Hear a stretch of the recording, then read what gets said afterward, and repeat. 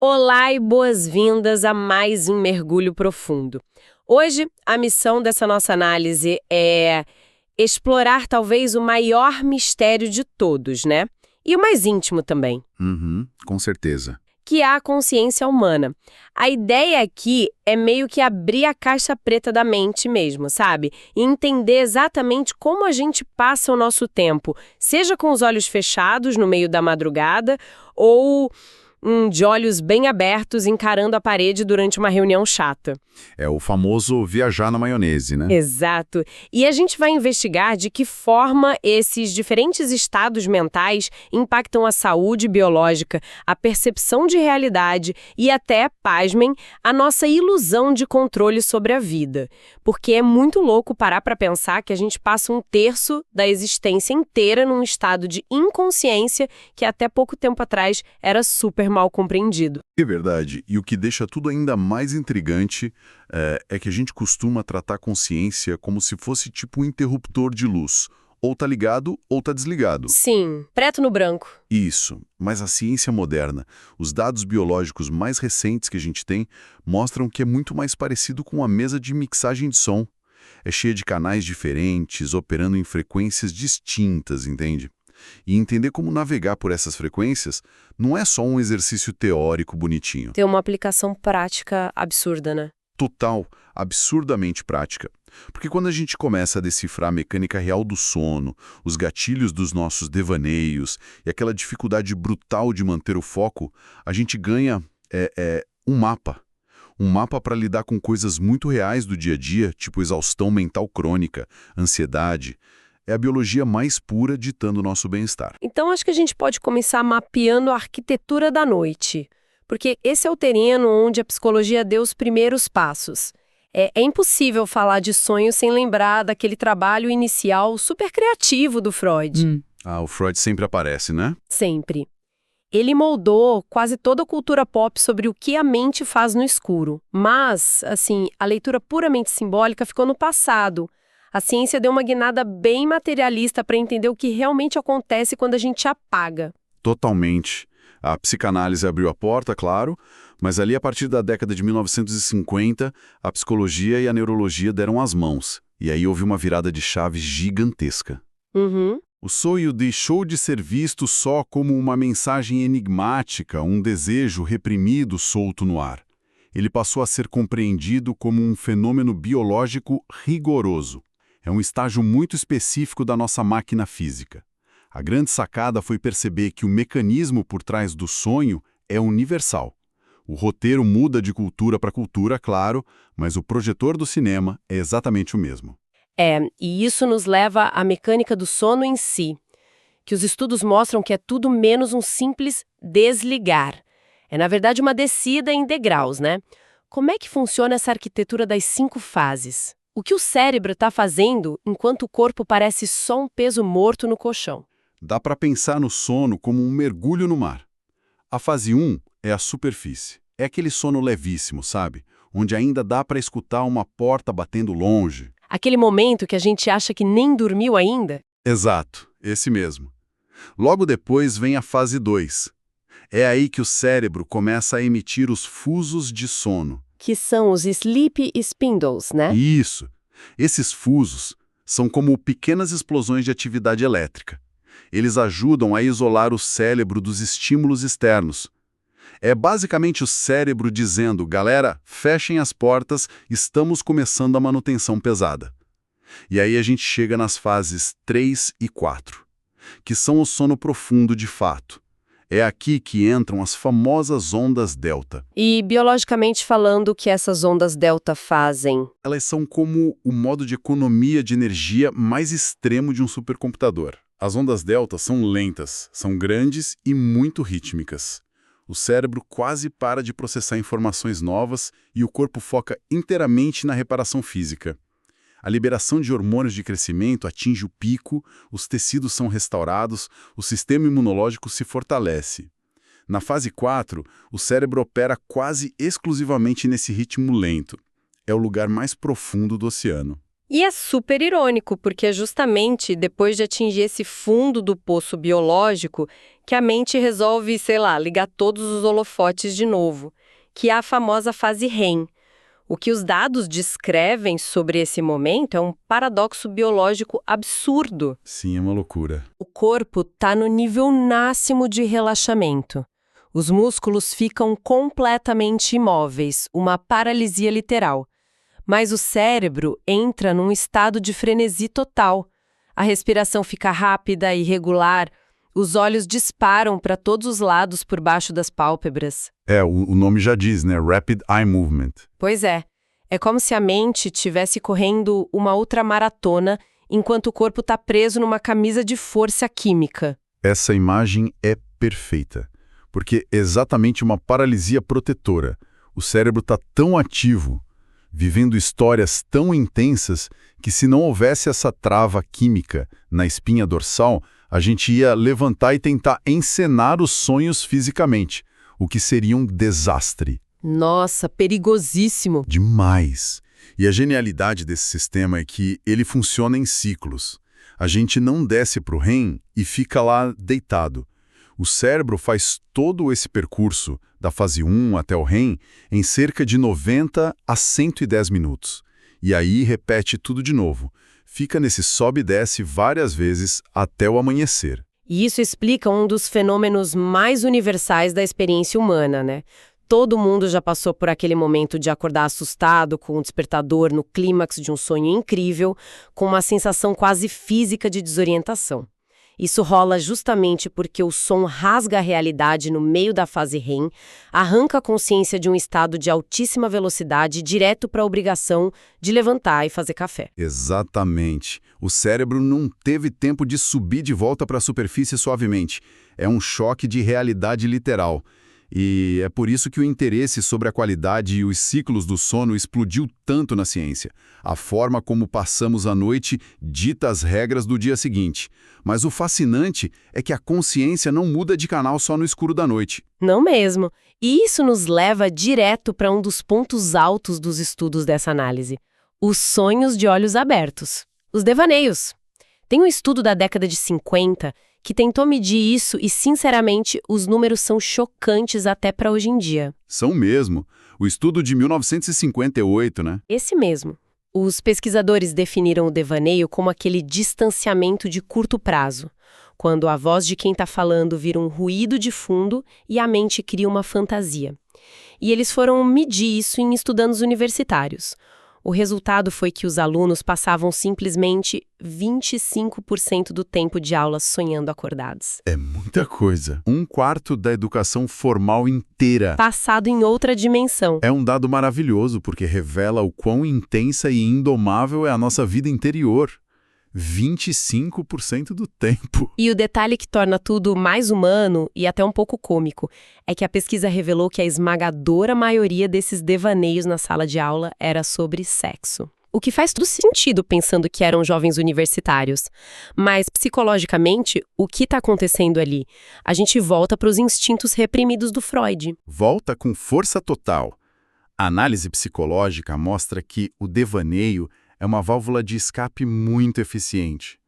Num ambiente engessado, restrito e monitorado, tipo uma sala de aula dos anos 50 ou uma reunião corporativa hoje, o instinto humano natural não tem para onde ir, seja ele sexual, de agressão, de ambição. Então a mente compensa. Exato, criando um palco imaginário.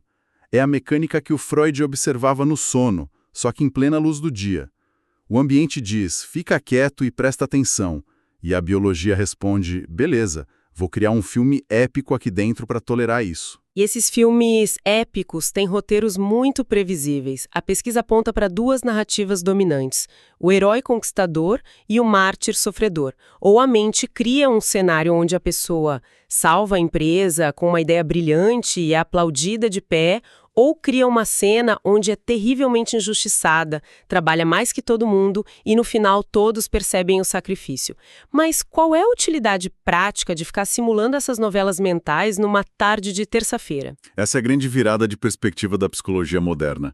O devaneio sempre foi tratado como preguiça, né, ou falta de disciplina, mas os dados mostram que ele tem uma função profunda de regulação emocional. Ele funciona como um painel de instrumentos do estado psicológico. Se alguém tem devaneios recorrentes de escapismo, tipo se imaginar pedindo demissão de forma dramática, isso é um alarme biológico. Está sinalizando que algo está errado no ambiente imediato. Exatamente. Uma necessidade crônica de mudança. Não significa que a pessoa precise largar tudo e ir morar no mato. Muitas vezes é só um pedido de mais estímulo mental, um hobby novo, ou até buscar o reconhecimento que a rotina está negando. Então, além de diagnóstico, o devaneio pode ser o tratamento também.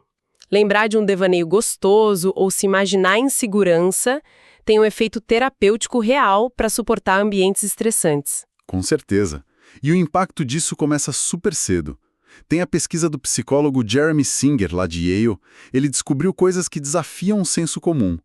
Crianças que são altamente imaginativas, que brincam muito de faz de conta, elas tendem a ser menos agressivas na vida real. Que interessante. Muito. Elas envolvem muito mais controle emocional e têm mais empatia que as outras crianças. Então a capacidade de devaneio não é uma fuga inútil. É um campo de treinamento avançado para a inteligência emocional. É testar cenários num ambiente seguro. Uma defesa brilhante da mente que vagueia. Mas a gente sabe que o excesso disso, ficar só no passado ou no futuro, também gera sofrimento. E aí entramos no outro lado da balança. Se o devaneio é o voo, a sociedade atual está desesperada por um pouso. Perfeito. O que nos leva à indústria bilionária da mindfulness, a atenção plena. Como que uma técnica oriental de relaxamento virou um mercado de mais de 4 bilhões de dólares só nos Estados Unidos? Por que existe uma indústria desse tamanho só para ensinar as pessoas a ficarem paradas? Porque o atrito entre a nossa biologia e o mundo moderno chegou num nível insuportável. A nossa mente evoluiu para escanear o ambiente o tempo todo, antecipar perigos, ruminar o passado. Tudo para garantir a sobrevivência. No mundo de hoje, cheio de notificações, manter a mente no presente exige um esforço absurdo. A atenção plena é uma âncora no meio de um furacão de ansiedade. E o método, segundo os estudos, parece banal de tão simples, mas executar um tormento, né? O processo é sentar confortavelmente de olhos fechados, respirar fundo e usar a contagem da respiração como âncora. Mas o alerta crucial que está nas fontes e que é onde muita gente erra é nunca, em hipótese alguma, se deve tentar forçar a parada dos pensamentos. Nunca. Esse é o calcanhar de Aquiles de quem está começando. A técnica não é uma vassoura para limpar a mente. Tentar bloquear o pensamento de um boleto atrasado é o pior erro. A ideia é observar o pensamento surgir, reconhecer que ele está ali e gentilmente puxar a atenção de volta para a respiração. Sem brigar com a própria cabeça? Sem brigar. 20 minutos, umas 3 ou 4 vezes por semana. E a proibição de tentar suprimir pensamentos não é só frescura zen, não. É física mental pura. O que acontece quando a gente tenta bloquear ativamente um pensamento nos leva ao ponto mais fascinante da psicologia experimental. Que é hora de dar um nó na cabeça de quem está escutando essa análise. Se a regra de ouro é não suprima o pensamento, o que a ciência diz sobre o nosso amado livre-arbítrio? A gente adora achar que está no controle, né? Que escolhe o que pensar. Mas o pesquisador Daniel Wegner conduziu um estudo nos anos 80 que expõe a nossa total falta de controle. O famosíssimo experimento do urso branco. Esse experimento é genial. A estrutura dele é quase uma pegadinha. Wegner dividiu os participantes em 2 grupos. Um grupo recebeu uma instrução que parecia simples, mas era uma armadilha. Tente não pensar em um urso branco. Se a imagem ou a palavra vier à cabeça, toque um sino. Nossa, só de falar a regra a pessoa já pensa no urso. O cérebro não processa a palavra não, né? Exato. E o que o Wegner provou foi o chamado efeito rebote. A mente funciona como uma mola espremida numa caixa. O grupo que se esforçou brutalmente para suprimir a imagem do urso branco falhou miseravelmente. O sino não parava de tocar. E tem a segunda parte do experimento, que é ainda pior. Sim, quando o tempo acabou, os pesquisadores falaram, ok, agora vocês podem pensar e falar sobre o urso branco. A mente dessas pessoas foi inundada.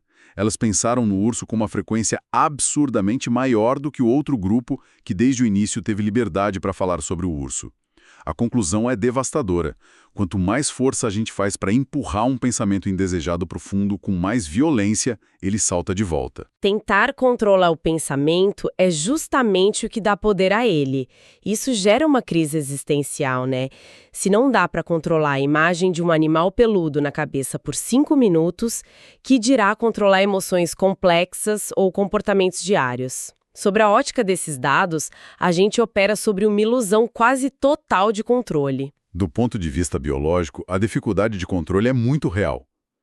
Mas, e aqui é que a psicologia nos dá um presente maravilhoso, descobrir que o controle é em grande parte uma ilusão não quer dizer que essa ilusão seja inútil. Pelo contrário, acreditar que estamos no controle é essencial para a sobrevivência. Pera, viver na ilusão faz bem? Faz maravilhas. Tem um estudo comovente da Ellen Langer, de Harvard, feito num asilo para idosos. A equipe de pesquisa introduziu umas mudanças bem pequenas na rotina. Em vez da equipe de enfermagem decidir tudo, um grupo de idosos ganhou de volta o controle sobre pequenos detalhes. Eles podiam escolher qual noite assistir a um filme e recebiam uma plantinha com a responsabilidade de cuidar dela. E outro grupo não escolhia nada. O outro grupo recebia o filme no dia imposto pela direção e também ganhava a planta. Mas era a equipe do asilo que regava e cuidava. A diferença é muito pequena. Escolher o dia do filme e botar água num vaso. E qual foi o resultado? O impacto foi brutal. O grupo que recebeu a ilusão do controle de volta teve melhoras massivas na saúde mental. Ficou mais ativo e, o mais impressionante, teve um aumento na longevidade comparado ao grupo que não decidia nada. A conclusão é que acreditar no livre-arbítrio, mesmo que seja uma ilusão, faz com que os seres humanos sejam mais morais, mais ativos e positivos. É um paradoxo brilhante da condição humana. A gente precisa acreditar que segura o volante do carro para que o motor continue funcionando, mesmo sabendo que quem dita o caminho são instintos ocultos, as ondas cerebrais profundas e os rebotes psicológicos do urso branco. É exatamente isso. E assim a gente amarra os pontos desse nosso mergulho nas engrenagens da mente. O cérebro trabalha intensamente mergulhando em ondas delta na fase 4 do sono.